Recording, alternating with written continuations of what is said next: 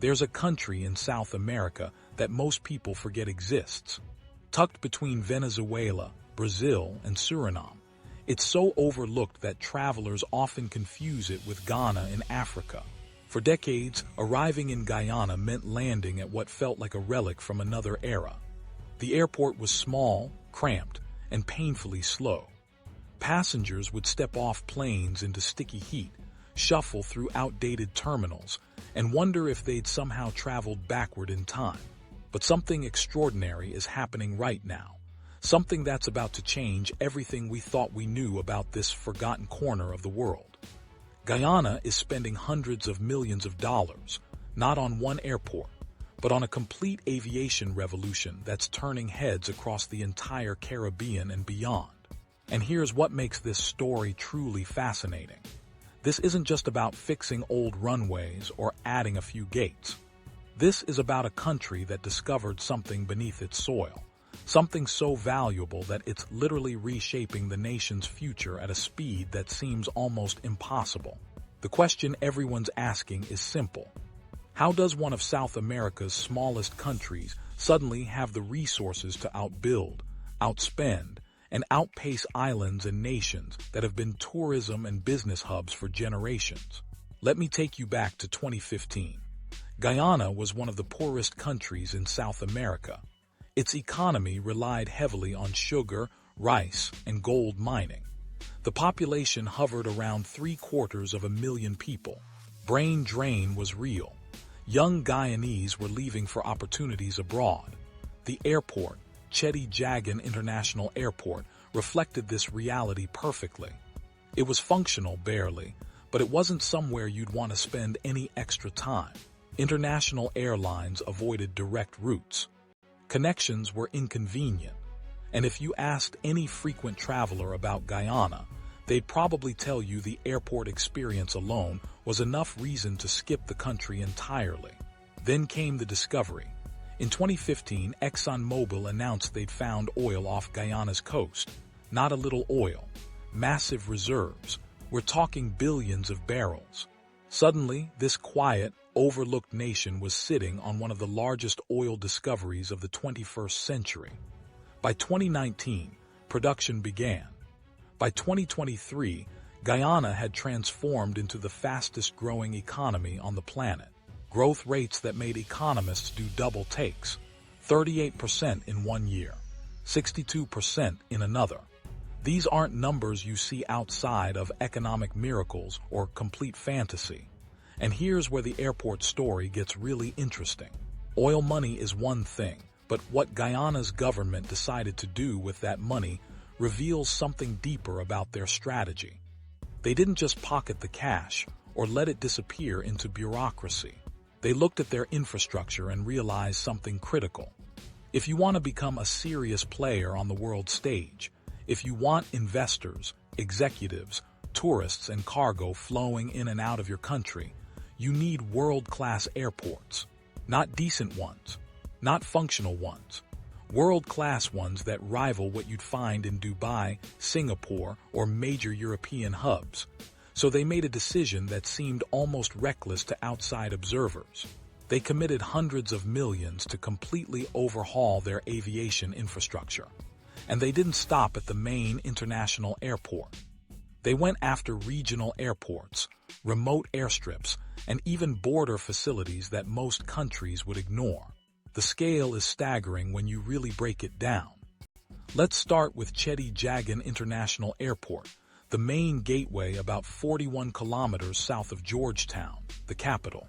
This airport had been limping along for years, handling regional flights and the occasional international connection, but nothing that screamed modern or efficient. The government and contractors poured in an initial $150 million just for the first major rehabilitation, handled by China Harbor Engineering Company. But that was just the beginning. Additional phases followed, each one more ambitious than the last. The runway itself got a complete transformation. They extended it significantly and installed a modern instrument landing system. Now, why does that matter? Because bigger planes, the wide-body jets that fly direct long-haul international routes, need longer runways and advanced landing systems to operate safely, especially in bad weather. Before these upgrades, bad weather meant diversions, cancellations, and frustrated passengers. After the upgrades, planes can land reliably even when conditions aren't perfect. That single change opened the door for airlines to schedule direct flights from North America, Europe, and other parts of South America without worrying about whether their planes could actually land. The numbers tell the real story. In 2023, Cheddi Jagan International Airport handled roughly 729,000 passengers. That might not sound massive compared to Atlanta or Heathrow, but for a country of less than 1 million people, that's enormous growth. Cargo volumes exploded too, multiple millions of kilograms moving through annually. Because when you've got an oil industry ramping up, you need parts, equipment, supplies, and exports moving constantly. But passenger numbers and cargo weight are just statistics. What's happening on the ground is what really captures the transformation. Right now, there's a major commercial center under construction, nearly 80% complete, designed to bring luxury retail into an airport that used to have maybe a small duty-free shop and a snack bar. VIP facilities are going up for executives and government officials who need private lounges and fast-track services. The apron, that's the area where planes park and get serviced, is being reinforced to handle heavier aircraft and more simultaneous operations. They're installing inline baggage systems, the kind of automated technology you find in major international hubs where your bag gets scanned, sorted, and routed without human hands touching it at every step. There's an administrative complex being built to relocate airport staff into modern office space, freeing up terminal areas for passengers. And here's the big one. A second terminal is now being contracted and designed by an international firm from the United Kingdom, a company that specializes in airport design worldwide. This isn't a local contractor doing their best. This is Guyana hiring the same level of expertise that designs terminals in London, Hong Kong, and New York. When that second terminal opens, Cheddi Jagan won't just be a functional airport. It'll have luxury retail, executive lounges, digital gate systems, and cargo capacity designed specifically to service the oil industry, agriculture exports, and broader Caribbean trade. It's positioning itself as a true regional hub, not just Guyana's airport, but the airport for the northern coast of South America and the southern Caribbean. The economic impact goes beyond planes and passengers. During peak construction periods, over 1,000 local workers were employed on these projects. That's jobs, paychecks, skills, training, and experience that stays in the community. Once everything's complete, hundreds of permanent positions will exist in retail, operations, logistics, and management. For a small country, that kind of employment boost matters tremendously. But here's where the story gets even more layered. Guyana didn't stop with one airport.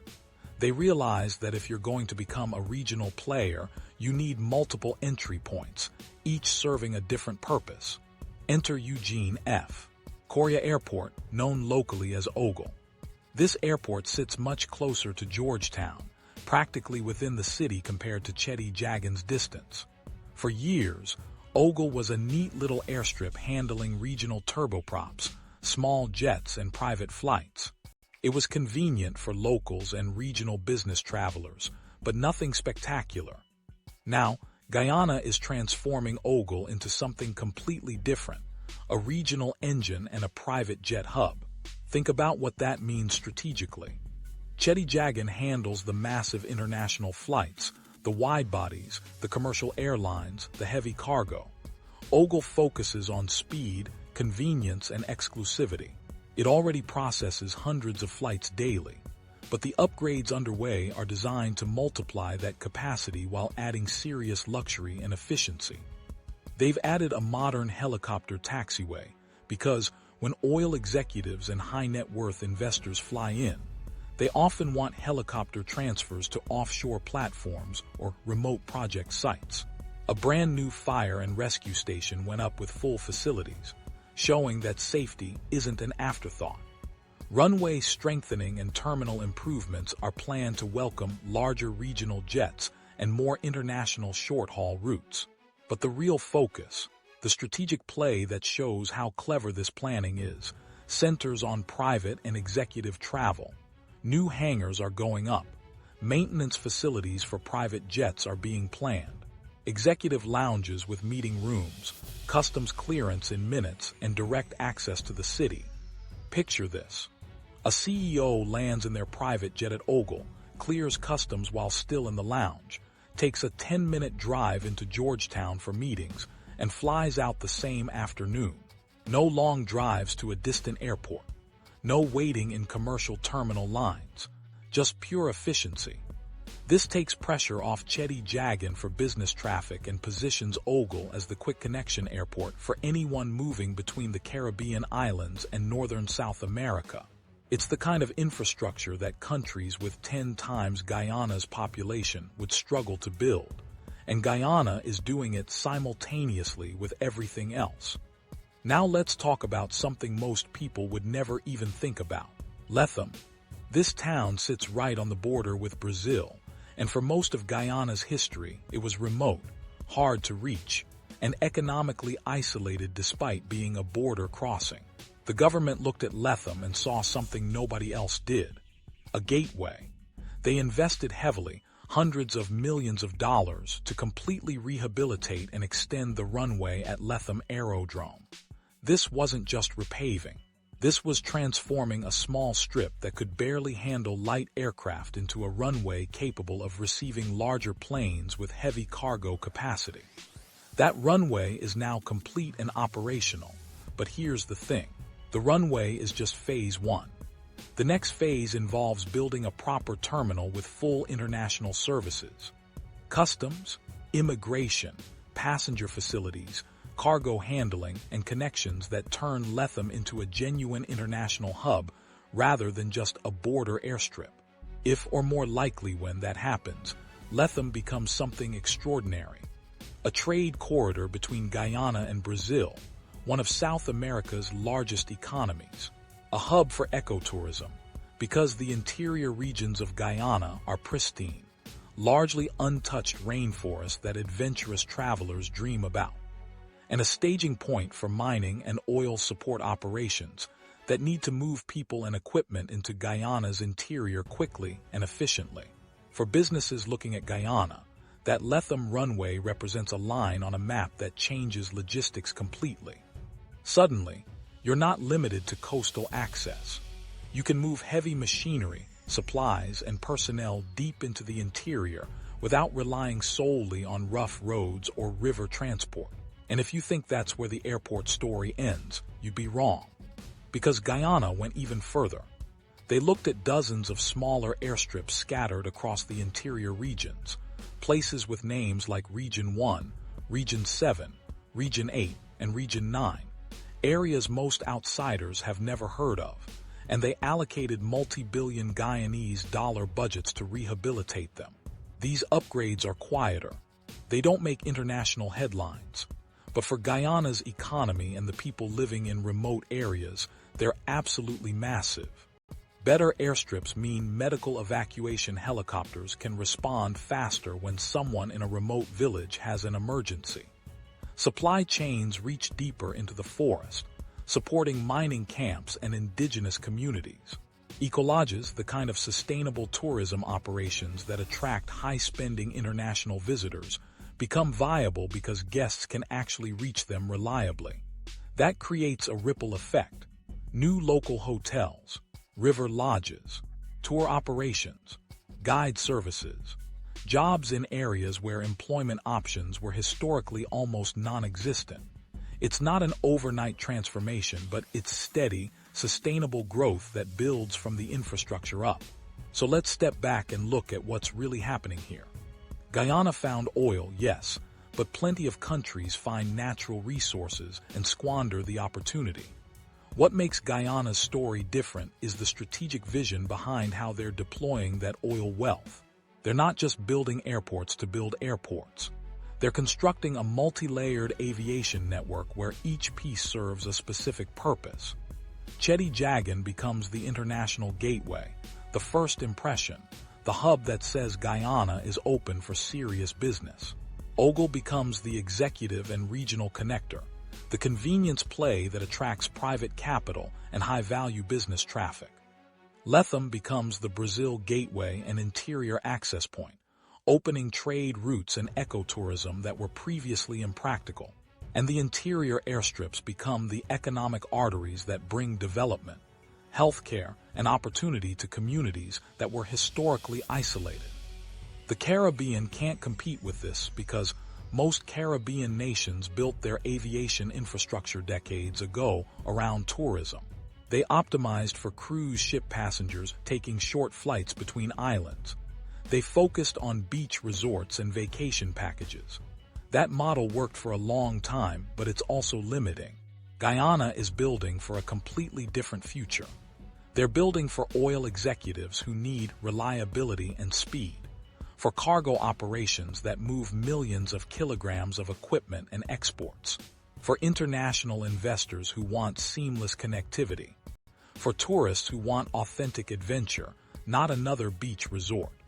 And they're doing it all at once, which is the truly remarkable part. This isn't a 10-year plan that might happen if budgets allow. This is happening right now. Runways are complete. Terminals are under construction. Contracts are signed with international design firms. Workers are on site. Planes are already landing on upgraded infrastructure. Before we go further, if you're finding this story as fascinating as I do, hit that subscribe button. We're pushing to reach 10,000 subscribers, and your support helps us bring more deep dives like this one. Seriously, stories like Guyana's transformation don't get enough attention, and subscribing means you won't miss the next one. Now, here's a question worth asking.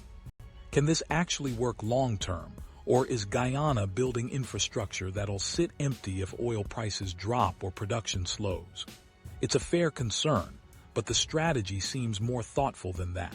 By diversifying the aviation network across international hubs, regional connectors, border gateways, and interior access, Guyana isn't putting all its eggs in the oil basket. Tourism is growing because travelers are looking for authentic experiences beyond typical beach destinations. Ecotourism, adventure travel, and cultural tourism are all expanding markets, and Guyana's rainforests, waterfalls, and indigenous communities offer exactly what those travelers want. Agriculture exports are increasing because better cargo infrastructure means fresher products reaching international markets faster. Mining operations, which existed long before oil, benefit from improved logistics and regional connectivity. The ability to move people and goods efficiently between Guyana, Brazil, the Caribbean, and North America has value regardless of what's happening with oil prices. There's also a psychological component that's easy to overlook. Perception matters enormously in international business and tourism. When executives, investors, or tourists land at a world-class airport, their entire perception of the country shifts. They stop seeing Guyana as a developing backwater and start seeing it as a serious, modern nation that's investing in its future. That shift in perception opens doors, attracts capital, and builds momentum that goes far beyond the physical infrastructure itself. The speed of this transformation is what really sets it apart. Most countries take decades to upgrade their aviation infrastructure because funding is limited, political will wavers, and bureaucracy slows everything down. Guyana compressed that timeline dramatically because the oil revenue provided funding. The government maintained focus, and they brought in international expertise rather than trying to figure everything out domestically. It's a masterclass in how to leverage sudden wealth for strategic infrastructure development, rather than letting it disappear into corruption or short-term spending. And let's address the elephant in the room. Corruption and mismanagement have plagued resource-rich developing countries for generations. It's called the resource curse for a reason. Countries find oil or minerals, money pours in, and somehow the population ends up worse off while politicians and connected elites get rich. Guyana is far from perfect, and there are absolutely concerns about transparency and how oil wealth gets distributed. But the fact that hundreds of millions are visibly going into infrastructure projects that employ thousands of people and create long-term economic value suggests that at least some portion of the windfall is being invested relatively wisely. The airport upgrades are tangible. You can visit Cheddi Jagan and see the construction. You can fly into Ogle and use the new facilities. You can land at Lethem on the extended runway. These aren't phantom projects that exist only on paper. They're real, they're progressing, and they're already changing how people and goods move through the region. So what happens next? The second terminal at Cheddi Jagan, once complete, will likely attract more international airlines looking for a South American and Caribbean hub that isn't oversaturated like Panama or Trinidad. Ogle's private jet facilities could turn Georgetown into a favored stop for business aviation throughout the region. Lethem's international terminal could open trade flows with Brazil that create entirely new economic opportunities. And the interior airstrips could unlock ecotourism potential that brings sustainable revenue to remote communities. But beyond the specific airports, there's a larger story unfolding. Guyana is showing other small nations that sudden resource wealth doesn't have to lead to the resource curse. It can, if managed strategically, fund infrastructure that creates genuine long-term value. It's too early to declare this a complete success story because maintaining infrastructure is just as important as building it. And that requires sustained funding and competent management over decades, not just years. Still, right now, in this moment, Guyana is doing something remarkable. They're taking a country that most of the world forgot existed and building the kind of infrastructure that forces people to pay attention. The Caribbean can't compete with this level of investment and strategic planning because they're operating under different constraints and with different priorities. Island nations focused on tourism don't need a Brazil border gateway. They don't need interior airstrips for remote mining operations. They don't need the cargo capacity for massive oil industry logistics. But Guyana does, and they're building exactly what they need, not what some consultant's generic development plan suggests. That specificity, that clear-eyed assessment of what the country actually requires to leverage its unique geography and resources, is what makes this infrastructure push so effective.